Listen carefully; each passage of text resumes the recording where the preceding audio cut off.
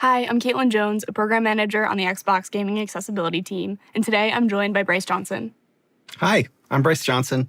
I'm one of the co-inventors of the Xbox Adaptive Controller and a co-founder of the Inclusive Tech Lab. I work on accessibility for Microsoft devices. Awesome. Thanks for joining us today, Bryce.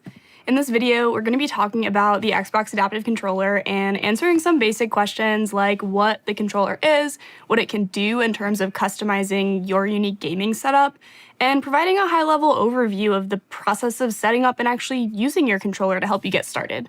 So even though we'll be covering a lot of information in an introductory way today, if you're in need of more detailed information on a particular aspect of the controller that we'll discuss here, you can also check out the deep dive videos in our resource that break down each of these topics in a lot more detail. Getting started. So let's get started. Bryce, what is the Xbox Adaptive Controller? What does it do? So we created the Xbox Adaptive Controller for players with limited mobility. We realized that anyone who couldn't access all of the buttons and controls on a standard controller in the way that it was designed, that the standard controller became the barrier to play. The Xbox Adaptive Controller is like any other Xbox controller. The main difference is that it allows you to plug in buttons and joysticks in a variety of shapes and sizes that work best for you.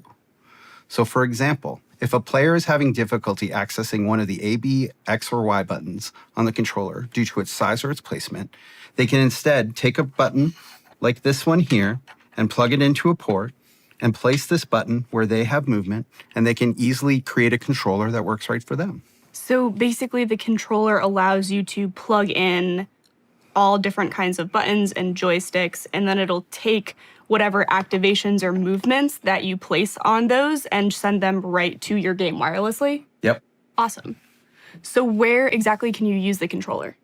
You can use the controller anywhere that you'd use a standard Xbox controller. So of course on an Xbox console, that's either Xbox One or newer, as well as PCs that are running Windows 10 or Windows 11.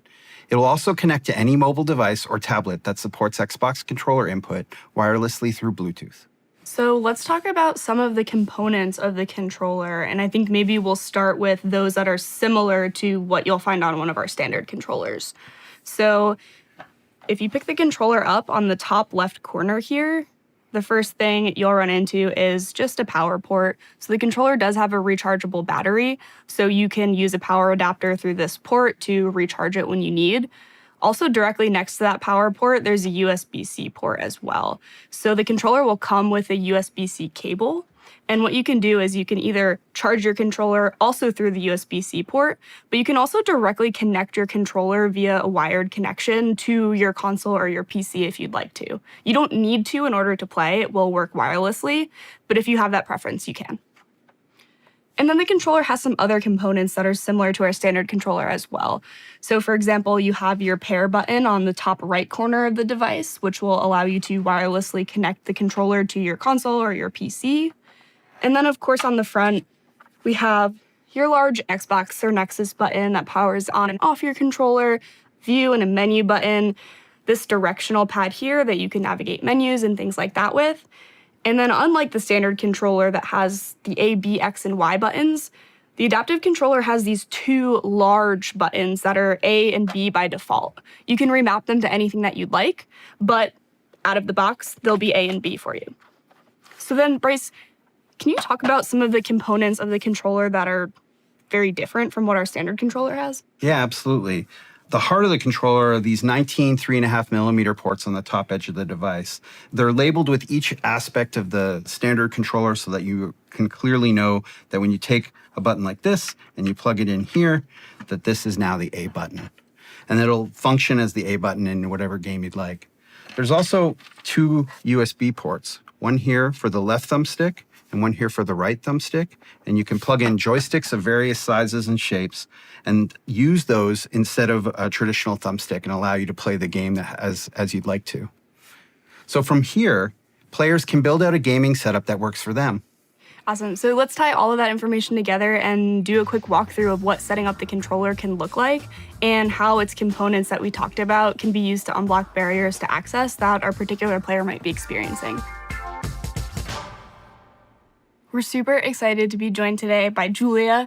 Julia, can you give us a quick introduction of yourself and tell us a little bit about your gaming experience? Sure. Well, first of all, thank you, Caitlin, for having me today. And hello, everyone. I'm Julia. I'm a user researcher at Xbox, and I also really enjoy playing my Xbox game in my spare time.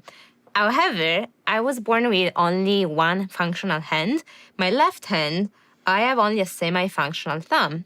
What that means is that when I try to use a regular controller, I can hit most buttons, but I can't really get to the left trigger and left bumper. And in Forza, the left trigger is the brake. So I can't really play with my husband when he enjoys his races because I can't brake. I'm just gonna bump into a wall and get stuck there. For sure. And I think that brings up a really great point as we start talking about how you can set up your adaptive controller for a particular game.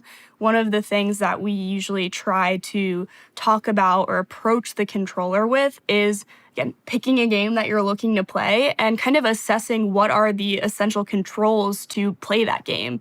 So, like you mentioned for Forza, you have the right trigger, which accelerates your car forward, a way to steer your car with the thumbstick, but then that left trigger that brakes your car is something that is kind of introducing a barrier for you. So what we can do with the adaptive controller is kind of build out an alternative access or control for that left trigger button to kind of meet your needs and preferences when you're playing.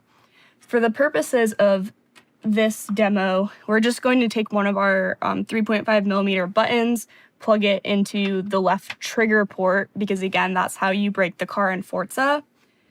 And the other thing that we're going to do here is talk about a feature called Copilot. Before I get into Copilot, it's important to note that you can build out your setup for as many controls as you want. So if you are not able to access any of those buttons, you can definitely have external joysticks, more buttons plugged into the ZAC and use it that way. But because Julia does already use parts of the standard controller, it gives us this opportunity to use the Copilot feature. And what Copilot does is it essentially takes two different physical controllers, and through software, the game sees them as one. So if Julia presses buttons on the adaptive controller, it'll steer her car or control her car. If she presses buttons on her standard controller, it'll steer and control the same car in the same way. So we're going to go ahead and turn on Copilot. So you're going to navigate to the Xbox Accessories app. Under the Configure button, you'll hit the More Options or the three dots, and then turn on Copilot. And now you're ready to get started. Well, let's give this race a try then. Sounds good.